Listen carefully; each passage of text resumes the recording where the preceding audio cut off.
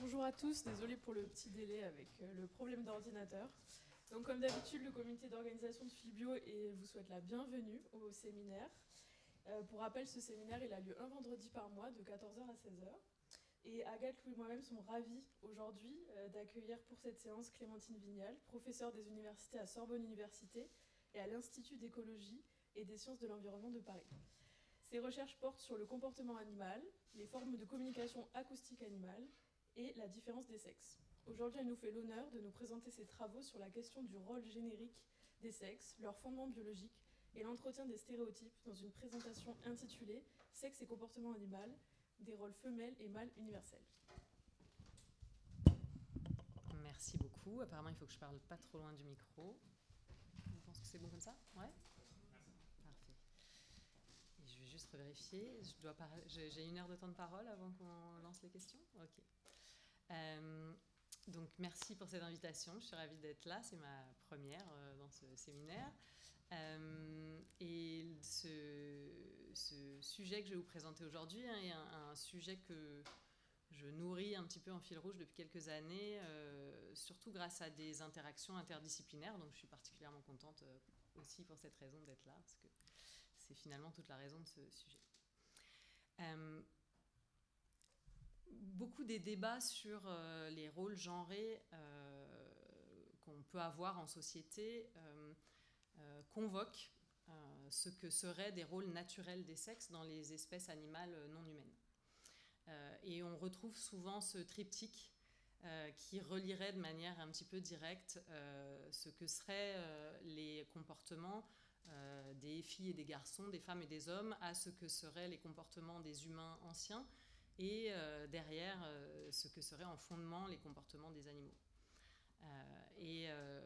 Ce triptyque est un peu l'origine à partir de laquelle je vais construire cette présentation, c'est-à-dire de chercher est-ce que réellement dans les sciences biologiques nous avons des arguments pour dire que les rôles mâles et femelles qu'on trouverait chez les animaux non humains, donc que j'appellerai animaux pour faire court pour la suite, est-ce que ces rôles mâles et femelles sont suffisamment universels pour nous permettre de justifier un fondement biologique des comportements hommes, femmes et de ce qu'on rend comme universel du féminin et du masculin.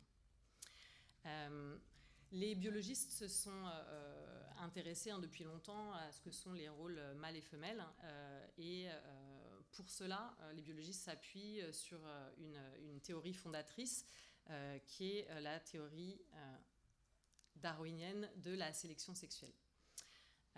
Cette théorie de Darwin vient compléter de manière importante la théorie de la sélection naturelle puisqu'elle permet d'expliquer pourquoi certains caractères qui sont a priori plutôt gênants en termes de survie sont tout de même transmis aux générations suivantes. En fait, Darwin s'interroge sur des caractères qu'il va caractériser d'extravagants, qualifiés même parfois comme handicapants, et ça serait un terme qui serait repris par ses successeurs. Donc pourquoi des caractères qui peuvent paraître gênants, plutôt handicapants pour la survie, sont transmis aux générations suivantes. Et Darwin donc propose que ces caractères sont en fait favorables au succès reproducteur de l'individu. Et il définit 2 mécanismes de cette sélection sexuelle. Une sélection dite intrasexuelle, qui est le phénomène de la compétition entre les individus pour avoir accès aux partenaires sexuels. Et à côté de ça, le phénomène de la sélection intersexuelle, qui est le phénomène de choix de partenaires. Donc, la sélection sexuelle va sélectionner des caractères qui donnent des avantages dans ces 2 phénomènes. Les ornements qui vont rendre des individus plus attractifs à des individus de l'autre sexe, donc vont favoriser l'individu lors de la sélection intersexuelle, et des caractères qu'on pourrait plutôt qualifier d'armement vont favoriser l'individu dans la sélection dite intrasexuelle et dans les phénomènes de compétition.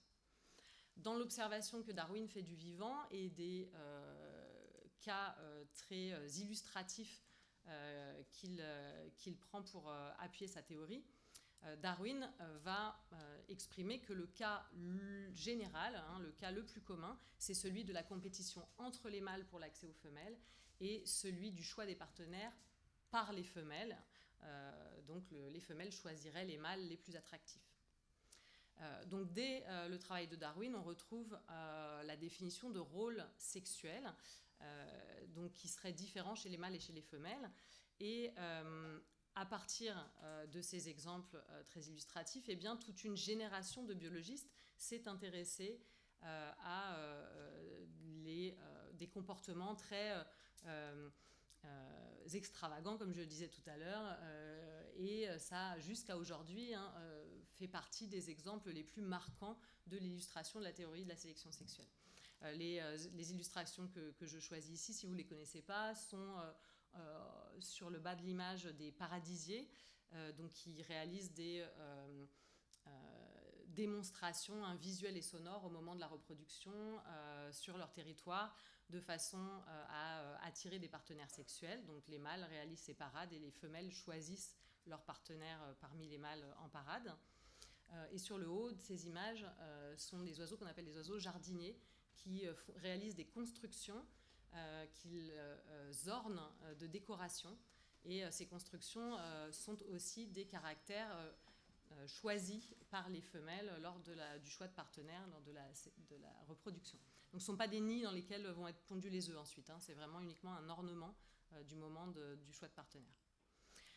Donc cette théorie, elle a été très puissante pour comprendre le maintien de traits qui, a priori, sont désavantageux pour la sélection naturelle. Alors pourquoi je dis ça ? Parce que, de manière très simple, des signaux visuels de cette sorte sont un petit peu des appâts à prédateurs, par exemple. Des signaux acoustiques qui portent très loin sont là aussi des façons de se faire repérer. Les bois du cerf ou les plumes de la queue du paon sont des choses assez gênantes pour se déplacer. Donc c'était de manière assez évidente des problèmes pour la théorie de la sélection naturelle, mais que finalement Darwin résout avec la théorie de la sélection sexuelle. Et cette théorie a été donc très importante pour comprendre une partie du vivant. On a à partir de là étudié et mieux compris des comportements qui étaient exprimés au moment de la reproduction.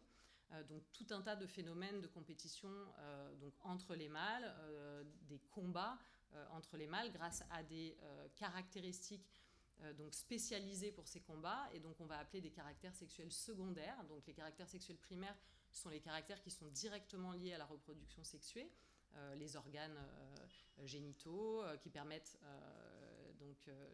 la production des gamètes. Les caractères sexuels secondaires, eux, sont des caractères qui ne sont pas directement liés aux organes de reproduction, mais qui sont liés au sexe, et donc qui vont différencier les mâles et les femelles, et dont l'évolution est expliquée par la sélection sexuelle. Donc les combats, d'autres phénomènes, d'autres comportements qui permettent aux mâles de monopoliser les femelles, comme par exemple ce qu'on appelle le gardiennage des femelles, chez certaines espèces, comme chez l'amphibien que j'ai représenté en photo. Les mâles accaparent des femelles et les conservent jusqu'au moment où elles sont prêtes à se reproduire, de façon à empêcher les autres mâles d'y accéder. Et donc on a comme ça tout un répertoire de comportements qui font partie des compétitions mâle-mâle. Et de la même façon, donc, la théorie de Darwin a permis d'expliquer des phénomènes de choix de partenaires par les femelles, sur différents types de caractères exprimés par les mâles, alors aussi bien dans des canaux de communication comme le canal visuel, sur les colorations, sur les formes corporelles. J'ai pris l'exemple sur cette diapo de certains poissons qui ont été étudiés pour leur coloration, ou également sur la forme de leur corps, avec sur l'image de gauche ce qu'on appelle des swordtails, donc des poissons qui ont une excroissance de la queue qui allonge artificiellement la longueur de leur corps et qui a un caractère choisi par les femelles lors de la reproduction. D'autres canaux sensoriels, comme la communication acoustique, les chants des oiseaux sont des caractères utilisés dans le choix de partenaires et dans la compétition également entre les mâles. Et cette communication acoustique, elle est bien sûr partagée par d'autres taxa, donc par exemple les amphibiens. Et donc on va comme ça être capable de comprendre pourquoi certains caractères qui a priori paraissent difficiles physiologiquement à mettre en place, coûteux pour l'individu et potentiellement risqués en termes de survie, pourquoi ils perdurent. L'illustration de communication acoustique que j'ai choisie donc avec le canari est un petit peu pour rendre hommage à des collègues qui sont à l'université de Nanterre et qui étudient les chants du canari et il y a quelques années se sont intéressés à une partie de la phrase de chant de canari qui est particulièrement complexe à émettre, qui est une série de trilles très très rapides et très aigus. Et la présence de cette phrase dans le chant eh bien, va influencer le succès du mâle auprès des femelles lors de la reproduction. Donc on a ici une théorie qui a vraiment permis de comprendre une partie du vivant et qui a été renforcée par d'autres biologistes par la suite.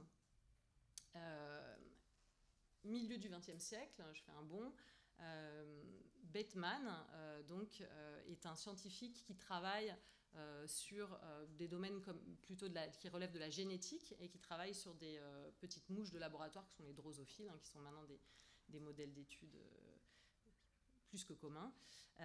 Et Bateman, donc, grâce à une expérience sur des drosophiles en laboratoire, propose un fondement physiologique à la théorie de Darwin. Donc il propose que les rôles sexuels et la différence observée des rôles mâles et femelles qui soutient la théorie de Darwin s'explique par une asymétrie dans les gamètes et une différence d'investissement des mâles et des femelles dans les gamètes. Donc les gamètes, ce sont les cellules qui fusionnent au moment de la reproduction, qu'on appelle en général spermatozoïdes pour les mâles et ovules, œufs ou ovocytes pour les femelles. Ces gamètes sont asymétriques.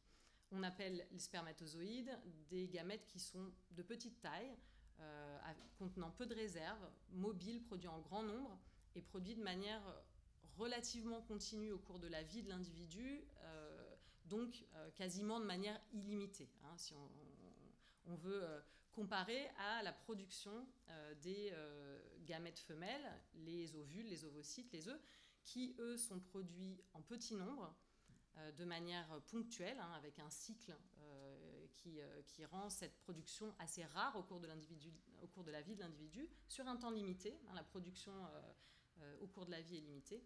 Et donc ces gamètes de grande taille, riches en réserves, coûteux à produire, sont donc très différents. Il y a une asymétrie forte des gamètes mâles, des spermatozoïdes. Et donc Bateman simplifie un peu cette asymétrie en parlant du sperme bon marché, un peu coûteux, et des œufs coûteux et durs à produire. Et donc il propose que cet investissement initial asymétrique entre les mâles et femelles est une contrainte qui explique la différence face à la sélection sexuelle entre les mâles et les femelles. La contrainte pour les femelles, c'est le nombre d'œufs potentiels à mettre dans la reproduction, tandis que pour les mâles, le nombre de spermatozoïdes n'est pas une contrainte, et ce qui va être une contrainte, c'est le nombre de partenaires rencontrés. Et donc finalement, les mâles vont chercher, pour avoir un succès reproducteur maximisé, à avoir le plus de partenaires possible, tandis que les femelles, elles, ont peu de gamètes à investir dans la reproduction, et donc vont chercher à bien les placer. Voilà. Donc c'est le raisonnement. Donc des femelles qui vont plutôt être dans des stratégies de choix de partenaires, et des mâles qui vont être plutôt dans des stratégies de recherche du maximum de partenaires possibles, et donc être dans la compétition entre individus mâles pour l'accès aux partenaires. Donc ce principe de Bateman qui s'appuie sur cette asymétrie, il le démontre avec une expérience de laboratoire sur des drosophiles, où il mesure des succès reproducteurs, c'est-à-dire le nombre de descendants que chaque individu obtient dans la génération suivante. Et donc, il démontre expérimentalement que les stratégies mâles et femelles sont différentes, et il propose que c'est cette asymétrie entre les gamètes qui la soutient. Donc on a là un deuxième étage, en quelque sorte, à la théorie de Darwin. Et troisième étage important, je je résume avec trois étages de cette fusée, bien sûr, des générations de scientifiques qui ont travaillé autour de tout ça, mais on va dire que c'est les 3 étages théoriques qui ont laissé un héritage fort. C'est le travail de Robert Rivers, qui formule en 1972 la théorie de l'investissement parental. Cette théorie propose que le sexe qui investit le plus dans la descendance est le sexe qui sera le plus sélectif dans son choix de partenaire. Et inversement, le sexe qui investit le moins sera le sexe qui sera le plus en compétition pour l'accès au partenaire. Donc ce raisonnement, Robert Rivers l'appuie sur le fait que quand l'individu passe du temps et de l'énergie à s'occuper de la descendance, c'est de la disponibilité en moins pour reprendre la reproduction et chercher des nouveaux partenaires sexuels. Et donc cette logique du temps et de l'énergie disponible donc a un impact sur l'investissement. Donc cet investissement parental a un impact sur les stratégies face à la sélection sexuelle. Donc ces 3 étages théoriques de Darwin, Bateman, Rivers finalement construisent une vision dichotomique des stratégies évolutives face à la reproduction sexuée. Et j'ai repris en tête de cette diapo une formulation de Darwin dans son ouvrage sur The Descent of Man and Selection in Relation to Sex, donc qui est l'ouvrage dans lequel il formule la sélection sexuelle. Donc il formule que les femelles recherchent moins que les mâles à se reproduire. Et donc cette vision dichotomique va en quelque sorte classer les mâles et femelles selon leur propension à choisir ou non des partenaires, à avoir une activité sexuelle forte ou plutôt faible, et puis à investir ou non dans les soins parentaux. Cet héritage, il a, comme j'ai commencé à le dire tout à l'heure, permis de comprendre de nombreuses situations dans le vivant, et il a assis des exemples classiques qu'on retrouve dans tous les ouvrages à destination des étudiants en biologie du comportement, en écologie comportementale.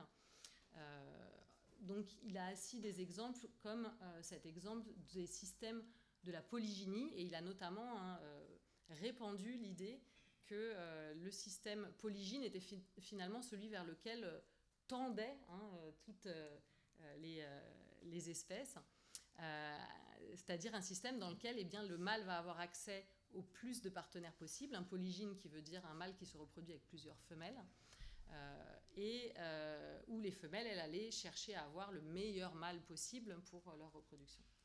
Et donc un exemple classique de ce type de système, c'est l'exemple qu'on va retrouver chez les pinnipèdes, donc le groupe des otaries et des phoques. Et là, vous avez les illustrations de l'éléphant de mer. Cet éléphant de mer, donc, il forme des groupes polygynes où un mâle va défendre un groupe de femelles qu'il s'accapare pour la reproduction.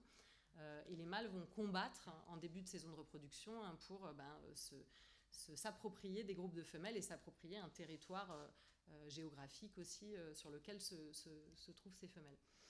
Et donc on trouve ici une illustration qui marche bien de la théorie que je viens de vous exposer, historique, où le succès reproducteur des mâles, c'est-à-dire le nombre de descendants qu'ils vont obtenir, va dépendre de leur taille, de leur force musculaire et donc de leur capacité à être dans une position élevée dans la hiérarchie de dominance et donc de gagner des combats face aux autres mâles. Donc on a des systèmes qui marchent bien avec cette théorie, et ça a placé les biologistes, je pense, dans un certain confort, et a finalement placé tout ce qui ne rentrait pas vraiment dans ces cases-là, dans ce qu'on a appelé des inversions de rôle, des cas spécifiques. Et donc je vais ici essayer de vous montrer un exemple du panel des limitations maintenant des rôles des sexes, qui, pour une partie d'entre eux, peuvent quand même s'expliquer en partie par la théorie de la sélection sexuelle, mais qui nous amène à l'assouplir, ou du moins à la penser un petit peu plus à ses bornes. Alors, ça va être un petit peu une liste à la Prévert de remise en cause de cette dichotomie des rôles sexuels que je viens de vous exposer tout à l'heure, en essayant de vous convaincre de la diversité. Donc les femelles peuvent être tout à fait sexuellement actives, c'est-à-dire rechercher un grand nombre de partenaires. Ça a été particulièrement démontré chez les primates. Un certain nombre de primates, et notamment chez les chimpanzés, montrent des femelles qui, quand elles sont réceptives, copulent avec un grand nombre de mâles. Et chez les chimpanzés, ça peut être 8 mâles en 1 heure. Et donc cette stratégie des femelles à copuler avec beaucoup de mâles, elle peut s'expliquer par aussi des phénomènes évolutifs et des contraintes évolutives. Je peux en citer une, par exemple, qui est qu'avec cette stratégie, les femelles créent de la confusion sur la paternité, et qu'à l'intérieur, quand on est une espèce qui vit avec un groupe social stable, en créant de la confusion sur la paternité, on ne permet pas aux mâles d'avoir des stratégies d'élimination des descendants qui ne seraient pas les leurs. D'accord ? Qui est aussi une façon pour les mâles d'augmenter leur succès reproducteur par rapport aux autres, ce serait d'éliminer les petits des autres et de ne conserver dans leur groupe que les leurs. Les femelles, en ayant ce type de stratégie, créent de la confusion sur la paternité. Donc on peut quand même avoir bien sûr des explications qui restent des explications qu'on bâtit sur les théories de la sélection de Darwin, mais elles fragilisent une dichotomie des rôles sexuels telle qu'on semble la dessiner avec une lecture assez mécanique des théories. Cette activité sexuelle des femelles, elle a aussi été démontrée grâce à la découverte du phénomène des paternités extrapaires dans les systèmes monogames. Alors, les oiseaux sont des exemples souvent pris pour parler de monogamie, le cygne qui forme des couples fidèles jusqu'au bout de la vie. Il faut qu'il y ait la mort d'un des deux partenaires pour que un des deux cygnes se réapparie, etc.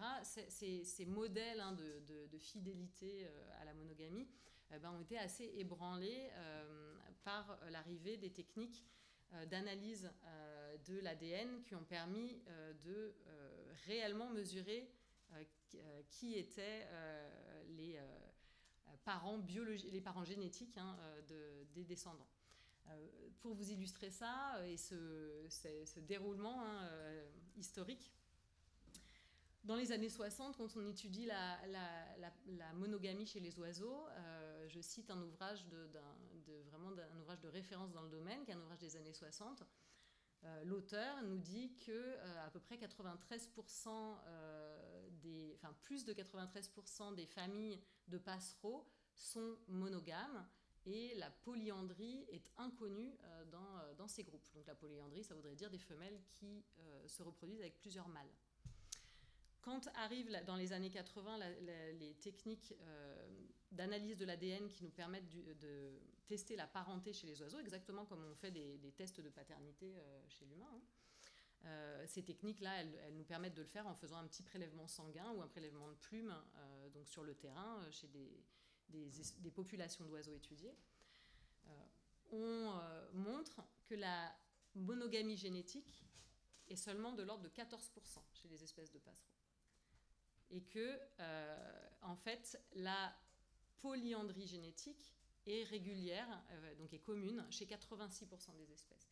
Donc, ces espèces d'oiseaux, elles sont monogames en termes sociaux, elles s'organisent en paires mâles-femelles stables pour leur socialité, mais pour leur reproduction, c'est absolument pas ça le mécanisme.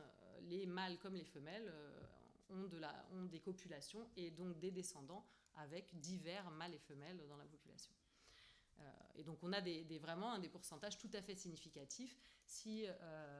Donc là, sur une étude beaucoup plus récente, en 2019, On montre que chez les espèces donc à monogamie sociale d'oiseaux, la paternité extra-paire, donc le fait d'avoir des poussins avec d'autres mâles et femelles que le partenaire avec qui on partage son nid, on partage son couple social, eh bien ça représente 19% des petits, des poussins, et 33% des nichés, donc des familles de poussins. Donc c'est vraiment très très significatif. Donc les femelles peuvent être sexuellement actives, voilà 2 grands exemples. Les femelles peuvent être compétitives et elles peuvent entrer en compétition à la fois pour les ressources que sont les territoires, à la fois pour l'accès aux partenaires sexuels. Des exemples très représentatifs aussi, mais peut-être un premier exemple un peu extrême, le cas des hyènes tachetées, que j'aime bien prendre parce qu'il est quand même souvent repris dans l'imaginaire des films, des dessins animés, de la pop culture en général. Donc chez les hyènes, ce sont les femelles qui tiennent la hiérarchie de dominance. La position sociale est transmise par la mère à la descendance. Donc elles sont en compétition les unes avec les autres pour la reproduction, pour les ressources, etc. Et elles ont même un attribut anatomique particulier, qui est qu'elles ont un pseudopénis, en fait, une transformation du clitoris qui forme un pseudopénis et qui rend du coup la copulation particulièrement spécifique, on va dire, et qui fait qu'elles contrôlent particulièrement bien les opportunités de copulation. Les femelles compétitives, ça recouvre pas mal de formes différentes. Ça peut être de la défense de territoire, comme chez cette espèce de chien de prairie, donc un genre de petite marmotte qui est aussi beaucoup étudié pour le comportement territorial des femelles. Mais ça peut aller jusqu'à donc des femelles qui sont territoriales et qui du coup se déchargent complètement, qui sont compétitives et territoriales, et qui se déchargent complètement des soins aux jeunes sur les mâles. Et c'est le cas des émeux, où les femelles abandonnent complètement le soin à la descendance et laissent les mâles complètement en charge de la descendance. Quand on étudie la compétitivité chez les animaux, on entend souvent le contre-argument que les femelles sont moins présentes dans ces comportements compétitifs puisqu'elles sont plus accaparées par les soins aux jeunes. Et je reviendrai tout à l'heure à la question des soins à la descendance, mais chez les mammifères en particulier, les femelles, effectivement, sont physiologiquement contraintes puisqu'elles portent les petits et qu'elles allaitent les petits. Elles sont particulièrement contraintes par cette phase de reproduction. Simplement, cette phase de reproduction ne les exclut pas des phénomènes de compétition. Chez certaines espèces, les femelles sont, pendant l'allaitement et pendant les phases où elles sont gestantes, tout à fait partie prenante des phénomènes de combat, de défense de territoire, d'agressivité. C'est le cas chez les lions, par exemple, où elles ne s'arrêtent pas d'être actives sur ces comportements-là pendant la reproduction. Mais surtout, si on veut s'intéresser à la compétitivité et au comportement agressif chez les femelles, il faut en quelque sorte sauter de la tête que c'est la seule façon aussi de dominer dans une hiérarchie sociale, et c'est la seule façon d'accéder à des positions sociales élevées dans un groupe social, au sens de ce qu'on pourrait appeler le pouvoir, ou en tout cas de l'accès aux ressources et de l'accès aux partenaires sociaux et sexuels. Ça, c'est un élément qui a été défendu en particulier par un primatologue qui s'appelle Franz de Waal et qui a beaucoup étudié les bonobos, à la fois principalement en captivité dans des zoos, mais avec aussi donc des études sur le terrain, donc en nature. L'étude de cette espèce illustre tout particulièrement comment la hiérarchie sociale peut se construire sur des phénomènes d'alliance et de solidarité, et pas seulement sur des phénomènes d'agressivité et de combat. Et en fait, ces phénomènes d'alliance et de solidarité se retrouvent chez beaucoup d'espèces sociales ou d'espèces qu'on pourrait qualifier de grégaires au niveau de leur structuration. Et donc, penser les phénomènes de dominance sociale autrement que par les phénomènes d'agressivité, ça permet aussi de sortir de cette dichotomie construite sur les rôles mâles et femelles. Donc les femelles peuvent être sexuellement actives, elles peuvent être compétitives, elles peuvent être agressives, elles peuvent dominer dans les hiérarchies de différentes manières. Et puis si, du coup, je veux renverser aussi cette dichotomie du côté des mâles, les mâles peuvent aussi choisir leurs partenaires et être sélectifs sur la manière dont ils choisissent les partenaires. Et finalement, là, j'ai mis quelques illustrations, mais à chaque fois qu'une étude s'intéresse au phénomène de choix de partenaires de manière symétrique, c'est-à-dire en s'intéressant aux mâles et aux femelles, cette étude trouve en général du choix de partenaires des deux côtés. Alors bien sûr, ça ne veut pas dire que le choix de partenaire va être aussi exigeant ou avec les mêmes mécanismes chez les mâles et chez les femelles dans toutes les espèces, mais en tout cas, les phénomènes de choix mâles et femelles sont en général trouvés chez toutes les espèces chez lesquelles on les regarde de manière un peu consciencieuse. Et ce que je voudrais préciser aussi, c'est qu'il existe des espèces dont, pour l'instant, je serais en difficulté de donner un chiffre, parce que ça a été aussi, je pense, sous-estimé, des espèces qui ne choisissent pas, en fait, qui ont pour stratégie de prendre le premier venu, parce que le temps est trop compté, parce que l'énergie que ça demanderait, les risques à chercher quelqu'un d'autre, ou les risques de la rencontre, puisque rencontrer quelqu'un, pour des espèces qui ont des modes de vie plutôt solitaires, c'est aussi rencontrer des parasites, c'est aussi risquer des blessures si, en gros, on tombe sur un agressif, etc.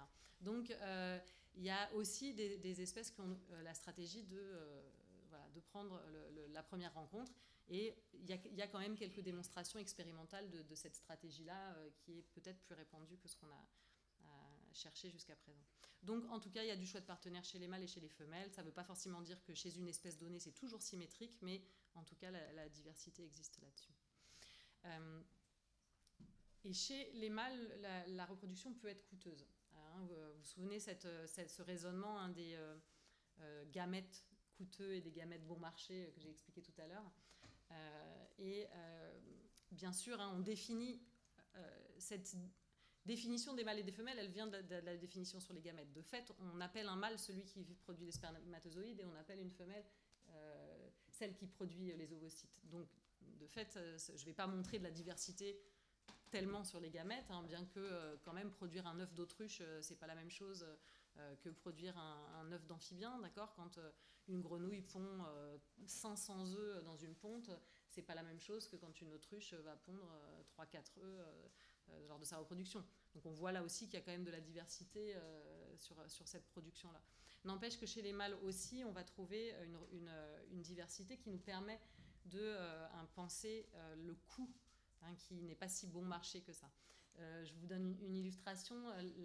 Chez cette drosophile, qui s'appelle Drosophila bifurcata, qui fait donc quelques millimètres. L'individu, une drosophile, c'est tout petit, c'est 2-3 mm de long de taille corporelle. Donc les mâles produisent un spermatozoïde géant qui fait, si on le déplie, 58 mm, donc 5,8 cm. Donc par rapport à donc la taille de l'animal, c'est considérable, et donc c'est un coût énergétique non négligeable. Chez certaines espèces, chez lesquelles d'ailleurs on a beaucoup étudié les phénomènes de sélection sexuelle et qui, par certains aspects de leur biologie, confirment bien cette théorie, sur d'autres aspects peuvent montrer des limitations. Chez cette espèce, le mérion superbe, le mâle produit 8 milliards de spermatozoïdes par éjaculat et a des testicules qui font 3,4% de sa masse corporelle. Si je compare à Homo sapiens, je vous ai mis les chiffres en dessous, voilà, 100 millions de spermatozoïdes par éjaculat et 0,08%. Ça aussi, ça en partie peut s'expliquer par la sélection sexuelle, mais en tout cas, ça montre que l'investissement physiologique des mâles n'est pas forcément le même selon les espèces, et donc de penser en termes de peu coûteux et de capacité illimitée à chercher des partenaires, ça demande à le revoir. Et puis, si je veux aller sur des cas un petit peu extrêmes, parfois la reproduction peut se terminer par la mort de l'individu, et des exemples très, là aussi, repris dans la pop culture et dans les représentations animales classiques.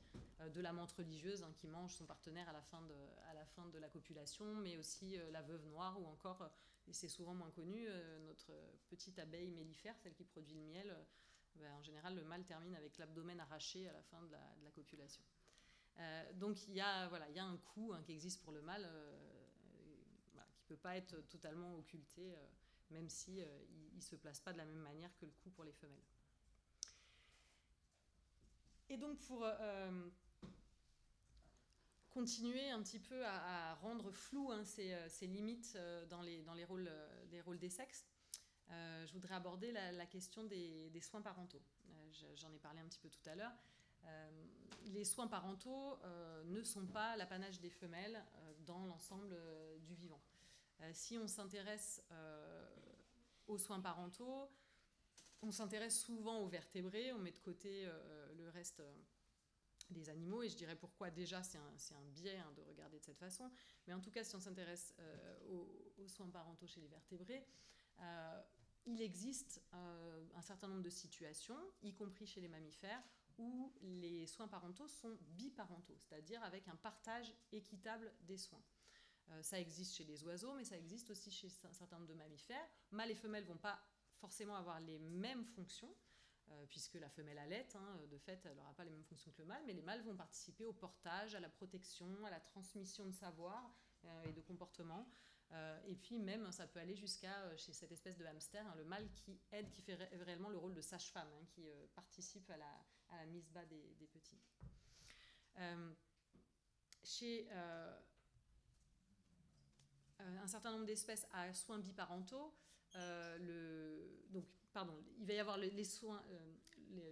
Mon premier exemple était donc à partage non équitable, au sens où c'est pas les mêmes fonctions qui vont être assurées par mâle et femelle, et pas forcément donc en même quantité. D'accord, évidemment que l'énergie passée par une femelle qui allaite et qui porte ses petits, déjà est assez considérable en termes d'investissement, et qu'il va falloir que le mâle y passe beaucoup de temps pour arriver à un partage équitable chez les mammifères. Mais le partage équitable est beaucoup plus facilement atteint chez des espèces où il n'y a pas d'allaitement.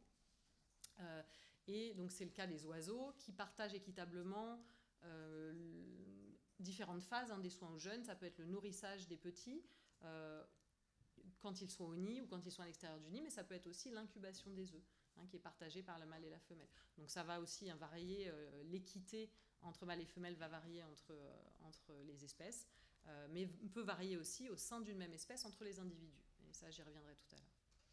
Et puis, il existe des espèces où les soins sont monoparentaux, c'est-à-dire uniquement un des deux sexes assure les soins. Ça peut être le cas donc d'un certain nombre de mammifères où seule la femelle est en charge des petits et le mâle ne participe pas du tout aux soins aux jeunes. Ça peut être le cas aussi chez d'autres espèces d'oiseaux, d'amphibiens, de poissons. Mais je voudrais pointer ici que justement, si on s'intéresse à des groupes de vertébrés qui sont très nombreux au sein des vertébrés, chez les poissons par exemple, chez les poissons, on a 20% des poissons, donc, ce qu'on appelle les poissons osseux, qui ont des soins parentaux, et à 60%, ce sont des soins parentaux assurés par les mâles. Donc la majorité des soins parentaux chez ces poissons sont faits par les mâles. Chez les amphibiens, on trouve des soins parentaux chez 70% des amphibiens. Vous voyez cette grenouille là qui porte des œufs sur son dos.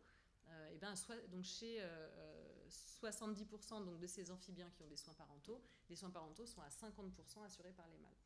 Donc tout ça pour vous dire que la vision des mâles exclus des soins parentaux ou très peu présents dans les soins parentaux est une vision tout de même assez exagérée, puisqu'elle pourrait se comprendre chez les mammifères, si on s'intéresse uniquement aux mammifères, mais elle est tout de même assez exagérée si on s'intéresse à l'ensemble des vertébrés et même globalement à l'ensemble des animaux. Et je finirai en rajoutant qu'on oublie souvent qu'un certain nombre d'espèces font appel à ce qu'on pourrait nommer des soins parentaux collectifs ou collectivisés, c'est-à-dire où une partie des soins sont assurés par d'autres membres de la communauté, que ce soit de la protection, que ce soit du nourrissage, que ce soit de la transmission de comportement, et de la transmission d'informations, etc.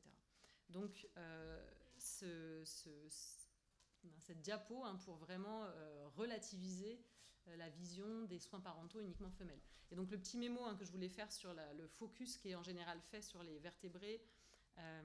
Les vertébrés, c'est à peu près 1% des espèces animales en termes de nombre d'espèces. Donc c'est une façon de comptabiliser le vivant. C'est seulement 1%, donc c'est déjà un biais que de s'intéresser qu'aux vertébrés. C'est un biais qui est un peu anthropocentré, inévitablement. Mais 44% des vertébrés sont des poissons osseux, donc ceux que je vous citais tout à l'heure, dont 60% des soins parentaux sont assurés par des mâles. Donc déjà pour vous montrer que les soins parentaux par les mâles, c'est pas un cas rare, une espèce d'énigme, c'est quand même assez courant. Et surtout, ce que je voudrais pointer, c'est qu'en fait, le cas général chez les animaux, c'est l'absence de soins parentaux, en fait, puisque les soins parentaux existent chez certaines espèces d'insectes, qui sont le groupe le plus représenté au niveau nombre d'espèces, mais ça reste minoritaire. Et donc, si on veut s'intéresser à l'ensemble du vivant, les soins parentaux sont rares, et que le cas général, c'est plutôt l'abandon des œufs à leur propre sort et le développement des jeunes tout seuls dans leur coin ou en groupe de jeunes, mais pas protégés par des parents. Alors jusque-là, j'ai vraiment flouté la différence entre mâles et femelles de manière interspécifique, c'est-à-dire je vous ai montré de la diversité entre les espèces.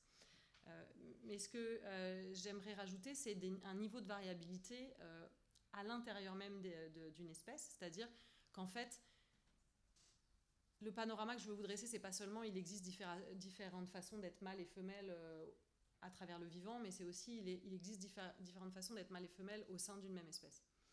Et il existe de la variabilité interindividuelle dans les rôles des sexes au sein d'une même espèce.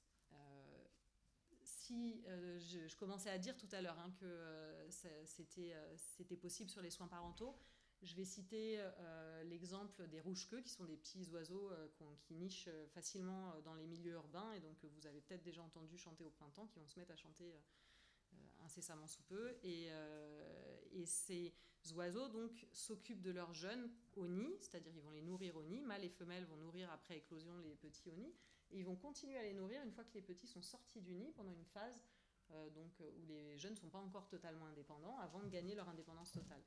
Et donc sur cette phase de nourrissage à la sortie du nid, une partie des couples se sépare, c'est-à-dire seule la femelle reste pour nourrir, et le mâle quitte la nichée, tandis que dans 20% des nids, mâle et femelle continuent à travailler ensemble sur ce travail de nourrissage des petits. Donc il y a des mâles qui restent et des mâles qui partent, et il y a cette variabilité au sein de la population.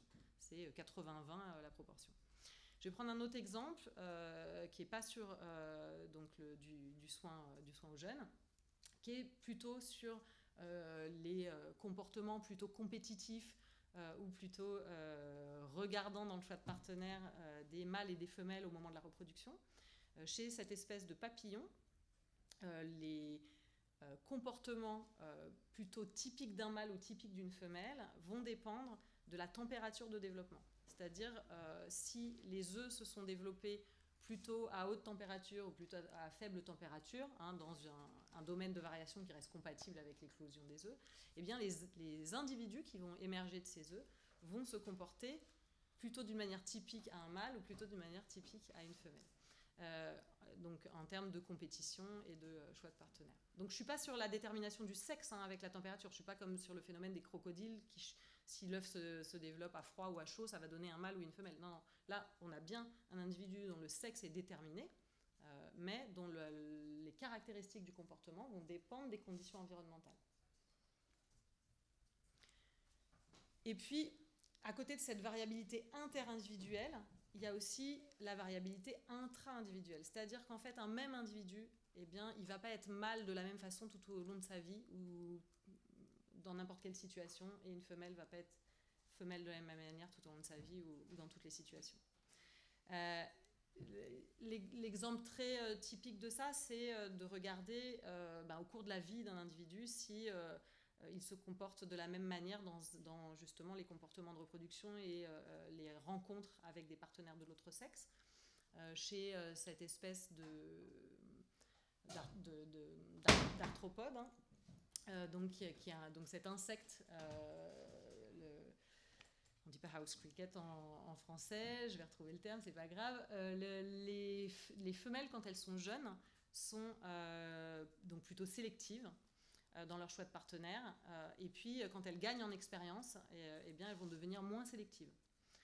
Et puis chez d'autres espèces, on peut trouver l'inverse, où la sélectivité augmente avec l'âge. On peut avoir aussi l'impact des rencontres préalables sur la sélectivité de la femelle. C'est le cas de la drosophile, qui va avoir son comportement changé en fonction des mâles qu'elle a rencontrés préalablement. Et ça, on a pu même en trouver les mécanismes. En fait, certaines molécules chimiques sont déposées par le mâle sur la femelle lors d'une copulation, ce qui fait qu'elle n'aura pas le même comportement dans les rencontres suivantes.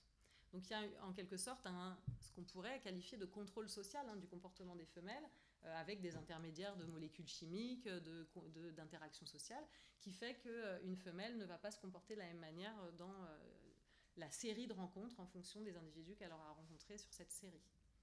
Et puis le phénomène que j'ai indiqué en bas de diapo, là, le mate choice coping, c'est le phénomène en fait d'influence sociale et de transmission de préférences qui peut exister dans un groupe et entre individus qui interagissent. Et donc on va voir des phénomènes où les préférences des femelles ou les préférences des mâles, ça a été montré selon les espèces chez les deux sexes, les préférences et les comportements vont se transmettre socialement et s'influencer entre individus d'un même groupe. Et donc finalement on va être plus ou moins sélectif ou plus ou moins agressif, ou on va préférer telle ou telle caractéristique d'un partenaire sexuel potentiel en fonction de l'ambiance et des individus qu'on côtoie. Donc voilà, il y a une variabilité interindividuelle, mais aussi une variabilité intra-individuelle qui fait qu'il y a une certaine flexibilité en fait en fonction des conditions écologiques et sociales dans la façon d'être un mâle ou une femelle. Et sur les limitations de ces rôles des sexes, je voudrais rajouter que chez un certain nombre d'espèces, déjà, il est difficile a priori d'identifier le sexe quand on étudie l'espèce, quand on étudie des individus et qu'on est sur un terrain d'étude.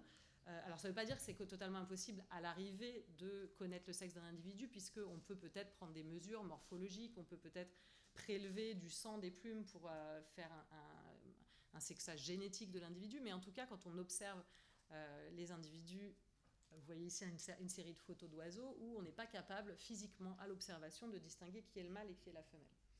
Et ce qui est intéressant chez ces espèces-là, où il n'y a pas de dimorphisme sexuel évident, donc c'est-à-dire de différences morphologiques qui caractérisent les mâles et les femelles, et qui les différencient en moyenne de manière significative, chez ces espèces, on a à l'étude, historiquement, considéré que quand deux individus partageaient un nid ou deux individus interagissaient au moment de la reproduction, c'était forcément un mâle et une femelle.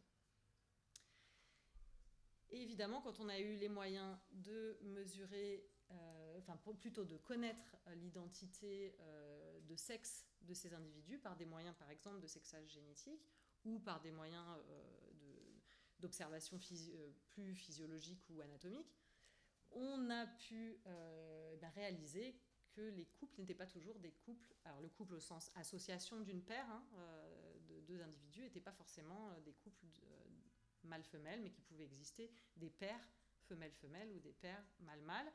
Un exemple vraiment marquant de cette erreur d'observation, ça a été sur le groupe des laridés, donc qui sont les mouettes et les goélands, où un certain nombre d'espèces présentent de forts taux de paires femelles-femelles. Par exemple, chez les mouettes de Californie, on a pu mesurer jusqu'à 25% des nids d'une colonie qui sont formés par des paires femelles-femelles. Et ces paires, elles couvent des œufs et elles ont des poussins qu'elles mènent en développement. Donc bien sûr, ça veut dire qu'elles ont copulé avec un mâle. Je ne suis pas en train de dire que la reproduction elle est faite femelle-femelle, évidemment. Mais on a une paire sociale qui se comporte tout à fait comme une paire mâle-femelle. Et c'est ce qui a induit en erreur, évidemment, mais ça montre le biais idéologique et l'incapacité à penser en dehors de ce cadre qui était la paire mâle-femelle. ces comportements entre individus de même sexe qui relèvent des comportements de la reproduction et des comportements sexuels, ils ont été maintenant décrits, catalogués chez plus de 1500 espèces. Et là aussi, je dirais, quand on les cherche, on les trouve finalement. Bien sûr, ça peut aller de simples contacts sexuels jusqu'à véritablement tout le spectre, jusqu'à un comportement social complet qui ressemble à celui qu'on trouverait dans une paire mâle-femelle. Et jusqu'aux soins aux jeunes, comme je viens de le dire. Pour prendre un exemple où c'est des paires mâles-mâles, chez les oies cendrées, qui sont donc des oies qu'on trouve en Europe, ces oies cendrées présentent des colonies avec jusqu'à 30% de paires mâles-mâles, qui sont stables et qui sont même stables de manière pluriannuelle. Donc, tout ce petit catalogue, il me mène à ce constat qui est que la dichotomie du rôle mâle-femelle, tel que la théorie semblait facilement la démontrer, cette dichotomie a fait que des générations de biologistes ont pensé qu'un individu devait agir soit comme un mâle, soit comme une femelle, c'est-à-dire dans ces rôles qui sont même dits dans certains écrits comme conventionnels, ou pensés comme renversés, inversés, quand ils ne sont pas dans ce cadre-là. C'est un peu un paradoxe quand même, parce que la biologie nous montre plutôt une diversité à différentes échelles, comme j'ai essayé de vous la montrer.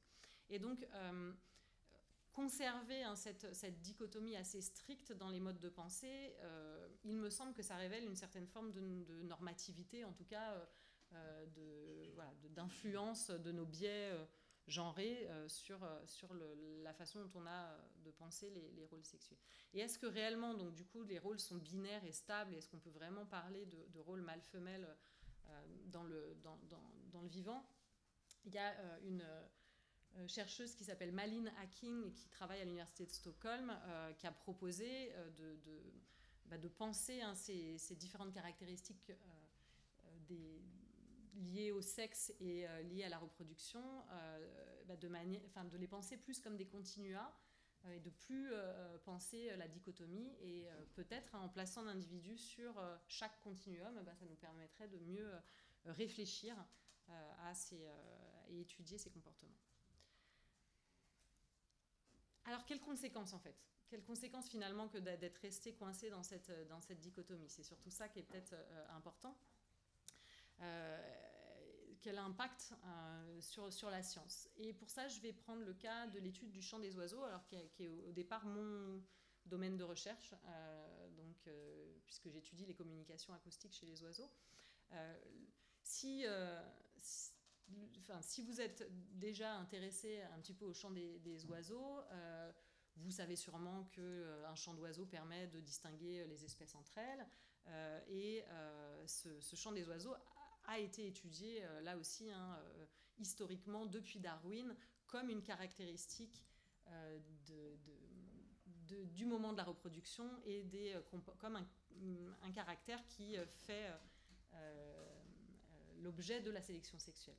Et dans les écrits de Darwin, on retrouve que les femelles choisissent les mâles les plus mélodieux sur les caractéristiques de leur chant au moment de la reproduction. Et si vous penchez un petit peu sur la littérature grand public sur le chant des oiseaux, et vous trouvez assez facilement l'information, même dans des écrits assez récents, que si vous entendez un mâle chanter, si vous entendez un oiseau chanter, c'est très certainement un mâle. Et cet état de fait, que les mâles chantent et que les femelles choisissent les mâles les plus mélodieux pour la reproduction, ça a été un peu le fondement de toute une école d'études du chant des oiseaux qui a vraiment été très très productive dans des tas de domaines de la biologie. Pourquoi? Parce que le chant des oiseaux, c'est aussi un comportement qui est appris par imitation d'un tuteur adulte. Donc ça ressemble beaucoup à l'apprentissage du langage chez l'humain. Les petits apprennent en imitant les adultes. Et donc ça est représenté un système pour étudier les bases nerveuses de l'apprentissage, les bases nerveuses de l'imitation, le contrôle hormonal, les phénomènes de multiplication cellulaire liés à l'apprentissage. Donc vous voyez tout un champ de la biologie moléculaire aux neurosciences, à la biologie évolutive, à l'écologie, Bref, ça a été très productif. Et donc, toutes ces études se sont focalisées sur les mâles ou quasi exclusivement sur les mâles. Or, effectivement, si on s'intéresse aux espèces de milieux tempérés les plus courantes, le merle, le rossignol, on va être effectivement chez des espèces chez qui le mâle chante et les femelles ne chantent pas, au sens où elles produisent des vocalisations mais qui ne sont pas ces phrases structurées par une syntaxe et qui sont apprises par imitation. Elles produisent des notes isolées dont la complexité est sûrement sous-estimée, mais elles n'ont pas ces phrases de chant. Mais à côté de ces espèces très courantes où uniquement les mâles chantent, il existe des espèces, même en milieu tempéré, qui sont pourtant pas des espèces rares, chez qui les femelles chantent. Le rouge-gorge, les tourneaux, les mésanges. Les femelles de ces espèces chantent, pas forcément exactement dans les mêmes moments et les mêmes contextes, pas forcément avec la même quantité que les mâles, mais elles chantent de manière tout à fait notable et on ne connaît pas grand-chose, quasi rien, sur le chant de ces femelles. Et puis si on va dans les zones tropicales donc, qui regroupent à la grosse louche 80% de la biodiversité, et maintenant ces zones tropicales, l'immense majorité des espèces d'oiseaux présentent des mâles et des femelles qui chantent de manière tout aussi complexe, en général même de manière synchronisée, réalisent des duos, des chorus, etc. C'est un véritable orchestre de chants d'oiseaux. Et donc on a complètement sous-estimé ces situations-là. Donc on est passé à côté, je dirais, de 80%, allez, je vais être gentil, 80% de la réalité, en se focalisant uniquement sur le chant des mâles. Donc cet état de fait, il a été soulevé depuis le début des années 2000 par un certain nombre de scientifiques du domaine. On notera au passage que principalement des scientifiques femmes, et que ce mouvement a mené, donc il y a maintenant 10 ans, le temps passe vite, à une publication qui a vraiment marqué une étape, puisque cette publication, en utilisant des techniques de la phylogénie, a montré que le chant femelle était non seulement répandu, mais était très certainement l'état ancestral chez les oiseaux chanteurs. C'est-à-dire,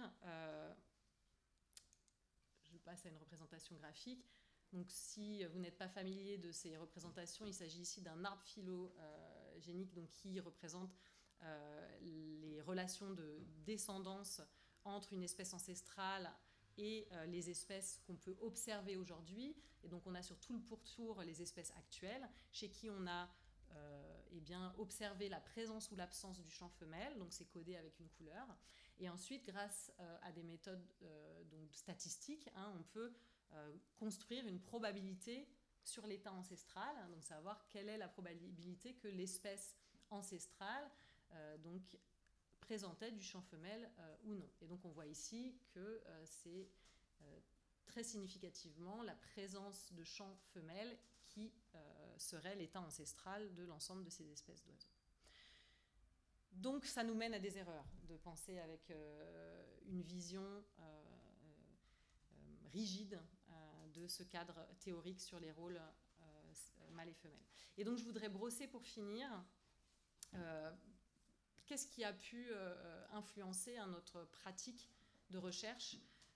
Et en tout cas, moi je défends l'idée que nos stéréotypes et nos visions anthropomorphiques sur les rôles des genres font partie des origines de cette erreur et que les biologistes doivent prendre en compte ce problème. Alors, avant de totalement conclure là-dessus, il y a évidemment d'autres raisons qui peuvent être invoquées. L'étude du chant des oiseaux, par exemple, c'est une science qui est née en Europe,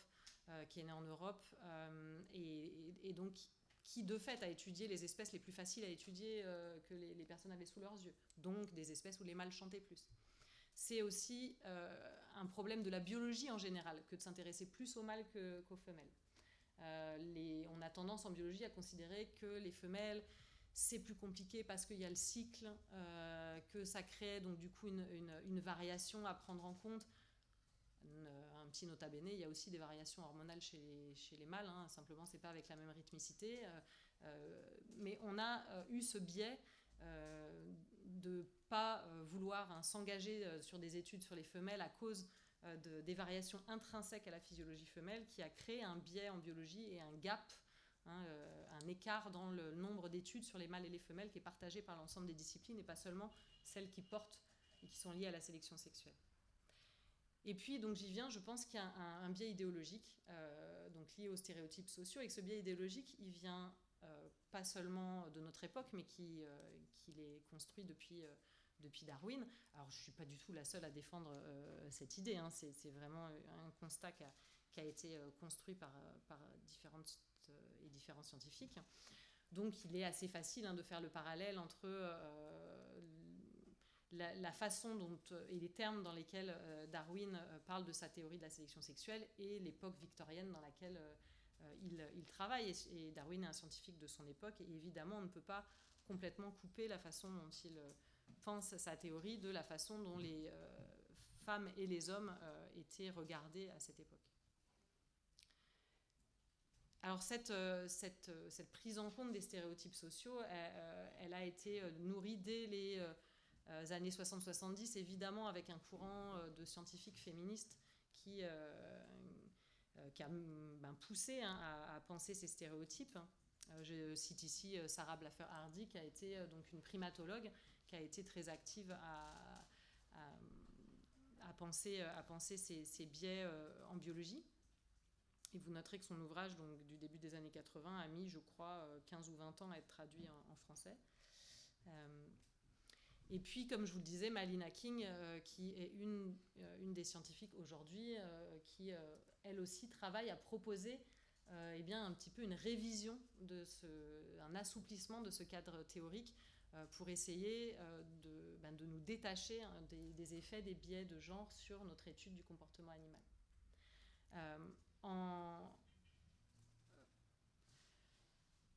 Ce mouvement, vous voyez, je cite pas mal de femmes scientifiques, il est effectivement initié beaucoup par il a été et il est toujours beaucoup nourri par des femmes scientifiques.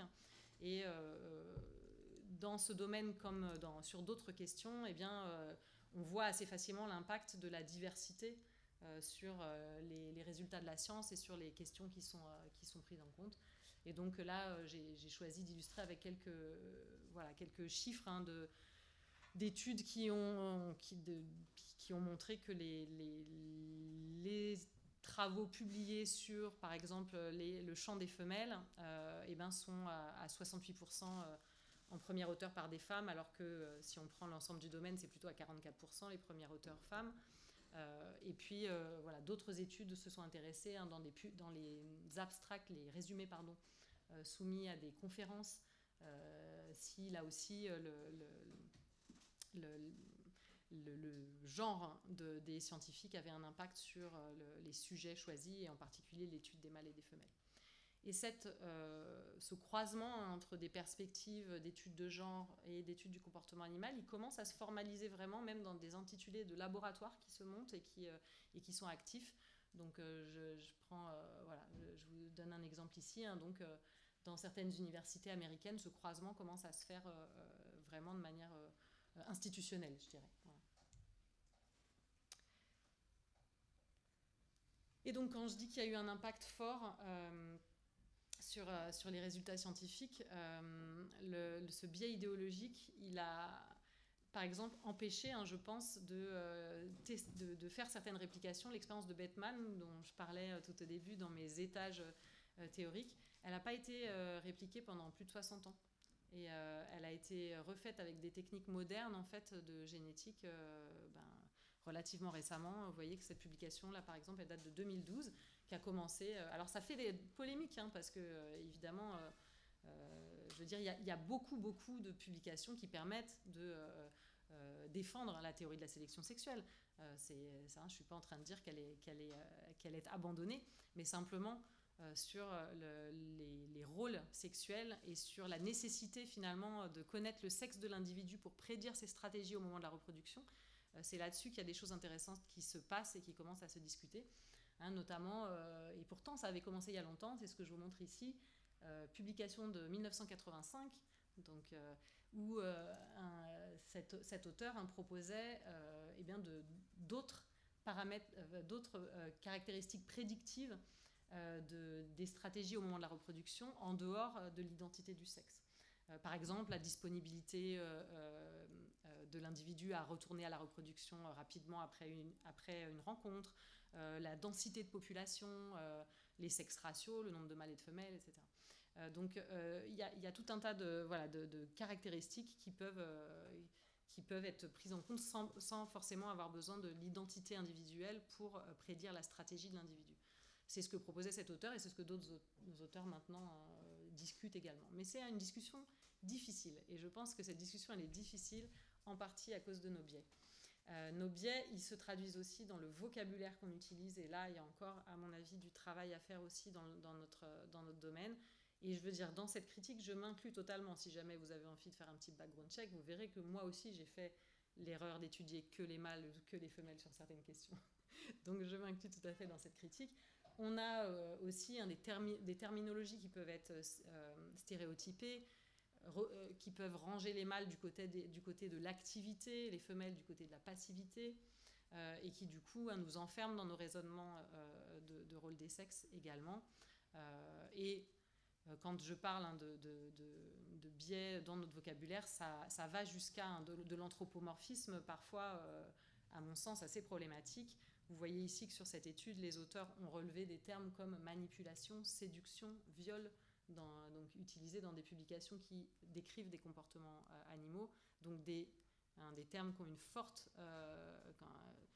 connotation et un fort bagage social, et donc on ne peut pas les utiliser quand on décrit des comportements animaux sans être tout à fait précautionneux sur ce que ça va emmener comme bagage. Et là, je prends d'autres exemples du même, en tout cas du même registre. Là, ce sont des publications sur la monogamie chez les oiseaux, donc je reviens un peu à mon cœur d'activité. Vous voyez qu'on utilise des termes comme le divorce, l'infidélité, ou cuckoldry, donc qui serait cocufiage, voilà. Donc des termes dont on n'a pas besoin en fait pour parler de ces comportements. On a des termes plus neutres comme la paternité extra-paire ou les copulations extra-paires qui nous permettent de désigner les mêmes éléments et sans traîner ce bagage et les biais idéologiques qui vont avec. Donc sans vouloir totalement tirer à boulet rouge sur ma discipline, je pense qu'il y a beaucoup de chemin qui est fait, mais qu'il y a encore des choses à faire, notamment dans les cours qu'on propose à nos étudiants et aussi le discours qu'on tient auprès du grand public pour éviter ce raccourci trop rapide que j'ai présenté en démarrage de ma présentation. L'idée, c'est que du coup, on abandonne un peu ce triptyque, qu'on voit la diversité et, à mon sens, qu'on sorte de cette vision dichotomique et qu'on aille sur des définitions des individus qui ne nécessitent pas forcément de connaître leur sexe pour s'intéresser à leur comportement. On a tendance, en fait, il me semble, dans cette tradition, à essentialiser en fait ce que sont les mâles et les femelles, et donc à faire de la catégorie qui est au départ une catégorie qui doit aider à penser et aider à comprendre le vivant, aider à décrire le réel, et on la transforme en une essence qui n'a pas de fonction en fait en biologie.